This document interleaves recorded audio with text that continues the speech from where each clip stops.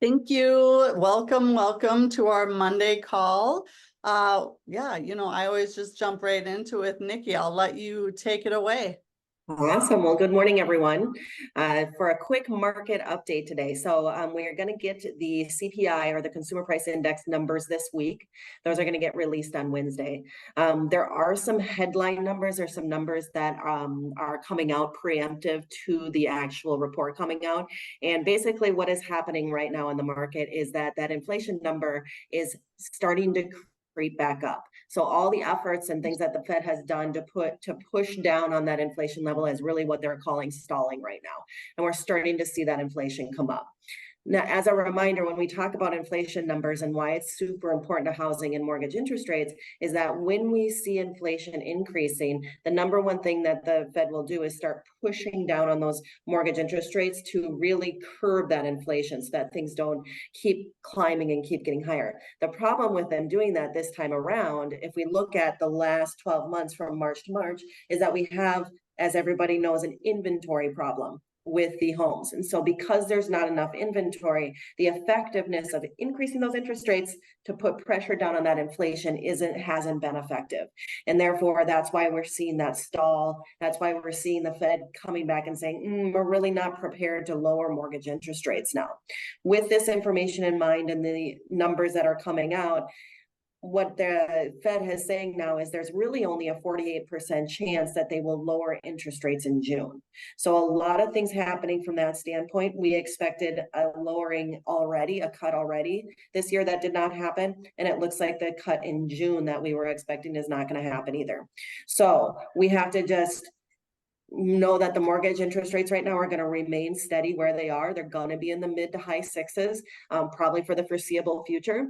And that as we kind of keep an eye on those inflation numbers and the CPI and the rents and all those things, all those factors that come into not only the Fed rate, but the mortgage interest rates, we just have to know that we're sitting in between, 6.5 and 7, depending on, your situation.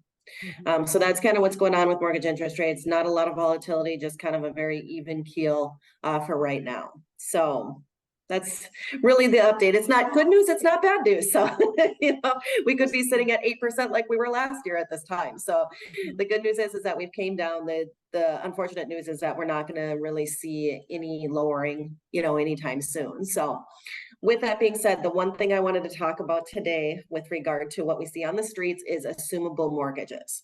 There is a ton of misconception about assumable mortgages. What are the requirements?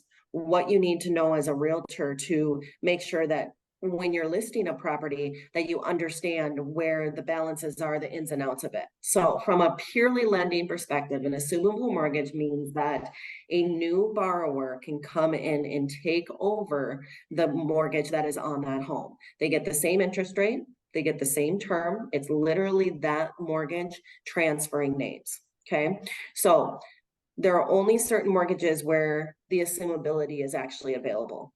90% of the time, those mortgages are going to be FHA or VA loans. Okay, so when you can assume a mortgage from an FHA or a VA loan, most of the time, very rarely do we see a conventional mortgage have assumability feature to it. It doesn't say that it doesn't happen, it's very rare. Okay, so what this looks like is, let's just say you have a client who wants to sell their home for $300,000 and their current FHA mortgage is $200,000 and their interest rate is 2.5%. Let's just say, because they got an awesome rate, they had a great lender, structured it properly, the whole deal. They go to sell their house. The new buyer can come in and take over the $200,000 portion of that mortgage with the remaining term. So let's say there's 300 months left. So they'll have that $200,000 at 300 months, making that same payment. They have to come up with or close the gap on the additional $100,000. So you cannot take an assumable mortgage and increase that balance at all. You have to take the remaining balance and cover it over the remaining term with the remaining interest rate. So there's no magic that we can do where it's like, oh, just kidding, you can assume, this much at 2.5 and then you can, grab the rest of your down payment or the rest of your amount that you need at 7 or anything like that. Now, Depending on the FHA or VA mortgage, they will allow you to do a second mortgage behind the first mortgage to make up for some of that, but it really depends on the FHA servicer and who's taking the payments and who's going to be performing the assumption. Okay. Keep in mind that when you do have an assumable mortgage, the buyer coming in, it takes usually a minimum of 75 days to get that assumption completed. You know, there's no real reason for that. It's just a slow moving process. And you're working with a servicer and people who don't normally underwrite mortgages and people who just collect payments. And so most of the time, it's going to take a while for that other person to qualify. So again, if you do have that listing, know that if there is an assumability feature that you want to add into the listing, it is something that has to be done through the servicer. And there's a lot of upfront work that you can do as an agent to get the paperwork taken care of. Calling the servicer, asking what the terms are for the assumption, making sure you have your balances listed in the listing as well, because then that way the buyer coming in knows this is what, you know, this is what it'll be. Getting a copy of the mortgage note that talks about the features of the assumability, and you can upload that information with the borrower's permission or with the seller's permission. You know, just doing that upfront work is going to be super necessary so that when that borrower does come in, we have all the information to make sure that that assumption goes smoothly and is performed as quickly as possible, even though that takes a long time. So I've seen them take anywhere from, you know, 60 days to 120 days, depending on the servicer and depending on the borrower's qualifications. With that being said, it could be, you could get in a situation where that borrower, even though they've applied for the assumption, you don't find out for 45 days that they don't qualify for it.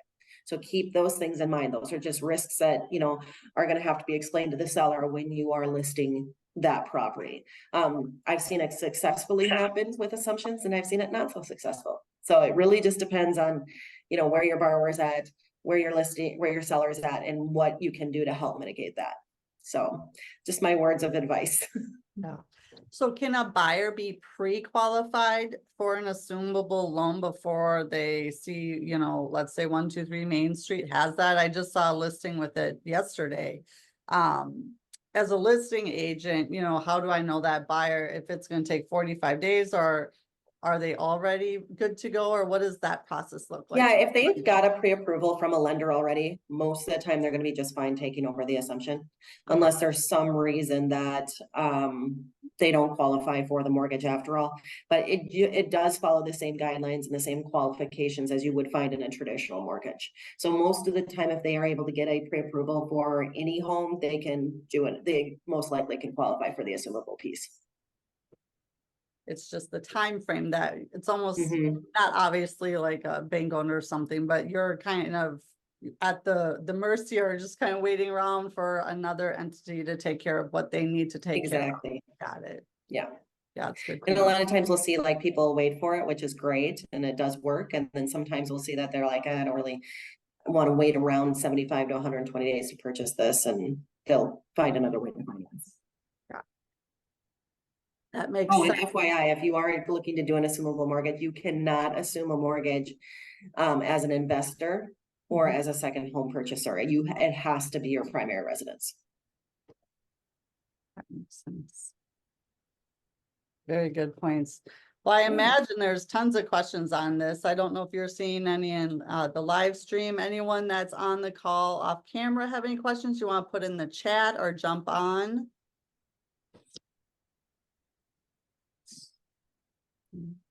All right.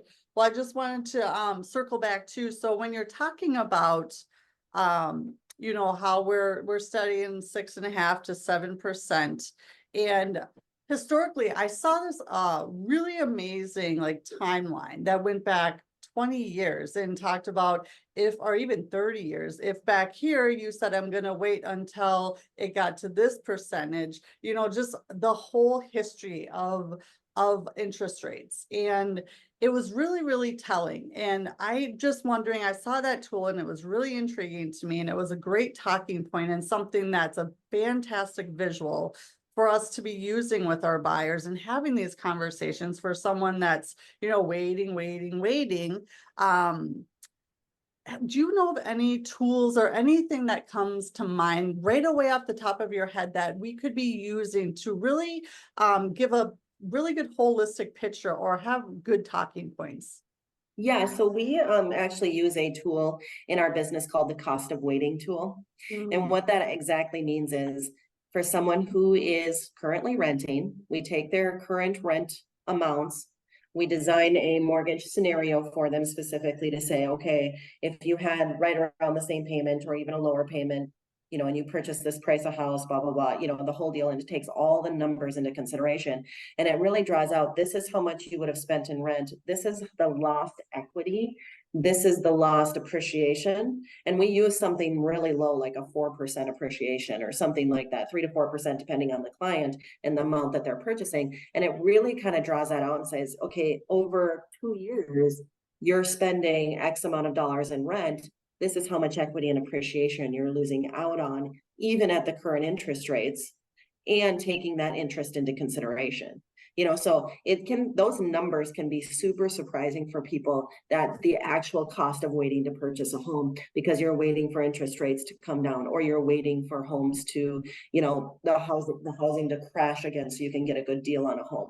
The reality is that in real estate has been stable for a number of years. I mean, it's one of the only things that you can invest in that has appreciated in value on a consistent basis for, you know, 20 years, 30 years, 40 years, however, you know, for the test of time. And so there is a significant cost of waiting. And, you know, we can pinpoint those numbers, you know, on a person by person basis and say, this is what this is costing you.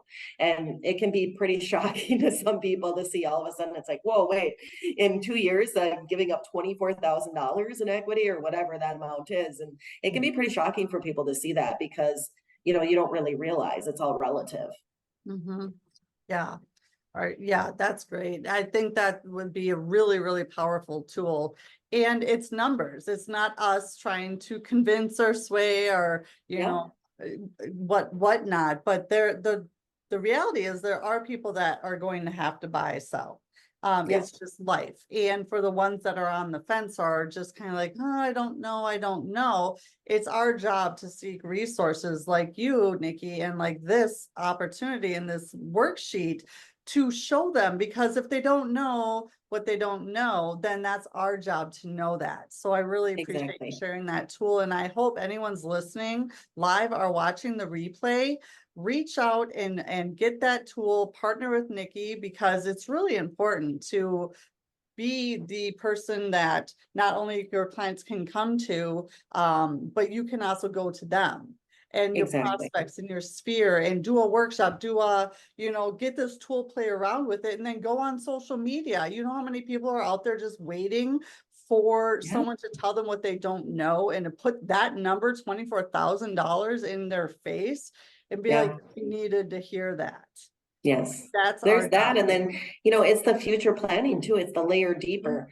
That equity, you can use that equity in the future for, you know, things such as, you know, debt consolidation or renovations on a home. Or we all know that. I mean, there's so many benefits to it. It's just keeping that in mind and reminding people, like, there is a cost to waiting. There is a cost to saying, hey, we're going to wait for this to happen. I mean, I've had clients wait 3-4 years to purchase, which is great and fine for them. But in the same sense, it's like they missed out on a lot of equity and a lot of appreciation during that time frame.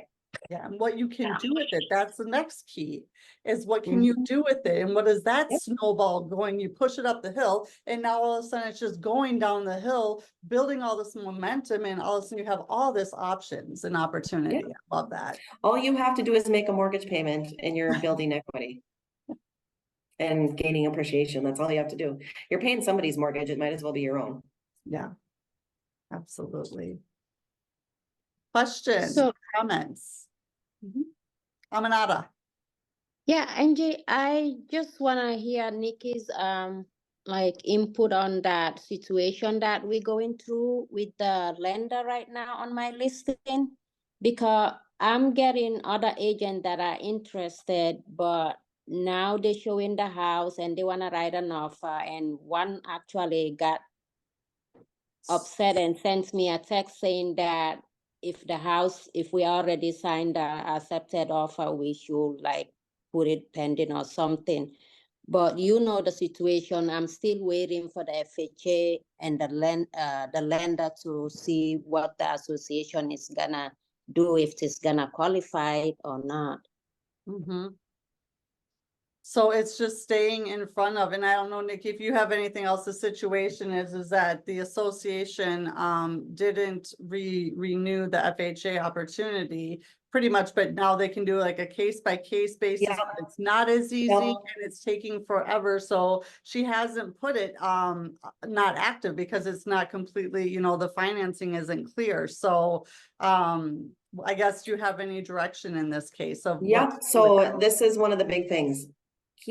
Associations are not going to be renewing their FHA approvals because they don't have to anymore. Okay. So that was a big change that happened last year with FHA and associations and approvals. So they're letting those approvals expire and then doing a one-time, it's called a PERS approval for that association. And it follows the same process as you would normally find to get an association approved for lending. It's the questionnaire, it is the documents that need to go with it, and then you have to have FHA say, yep, we understand you can get a one-time approval for this. So there is a database that FHA has where they're collecting all that information and updating it on a continual basis for those one-time spot approvals for each particular borrower to purchase within that association.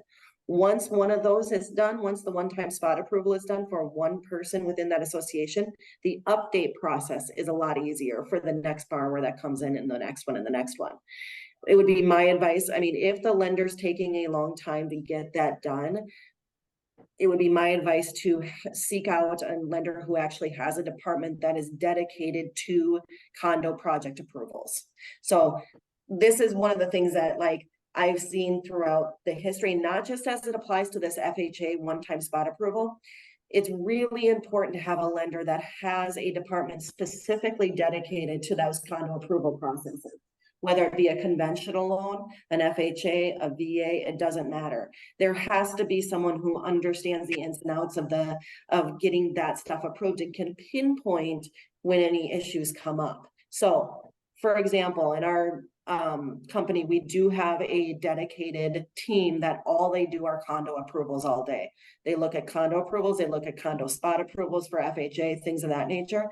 That process to get that approval from FHA is usually about 15 to 20 days. So it doesn't take that long as we have the information. For us specifically, it does not disrupt how a 30-day closing for us. It just, that's their job, is to specifically work on that condo spot approval. If you have a lender that's either sometimes larger or sometimes to the point where they don't have that, they're asking the underwriter, the specific underwriter, to put all of the paperwork together for that condo spot approval, and that underwriter might not know how to do it. So they're doing research, they're relying on FHA, which is slow to return messages, things of that nature.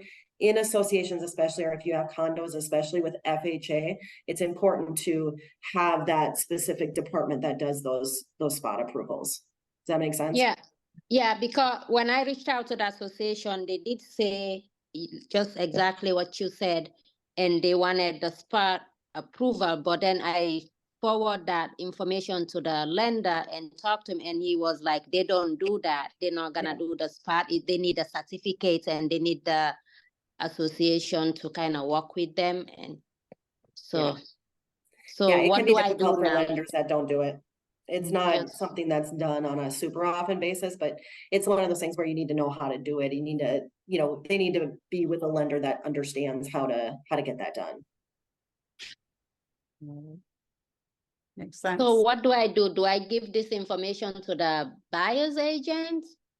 Oh, just I mean, I would have a definitely say that if the cancellation? lender doesn't do those spot approvals, then the buyer has no choice but to go to a different lender to get that done. Thank you. Nikki, unmute. Sorry. I always mute you accidentally. You moved on the screen. Yeah, we're good. Good. All right. Well, Nikki, what is your phone number if anyone wants to get a hold of you for that amazing cost of waiting tool? Sure. Yeah. It's 952-484-1584. Otherwise, you can text me or call me on that, or you can email me at n.erickson@loandepot.com. Perfect. Thank you so much. We're at Absolutely. time, so great call. Appreciate all the information. Wonderful question, Aminata. You and I can talk Thank as you. well and work on that and get that pushed forward and through. Thank right. you.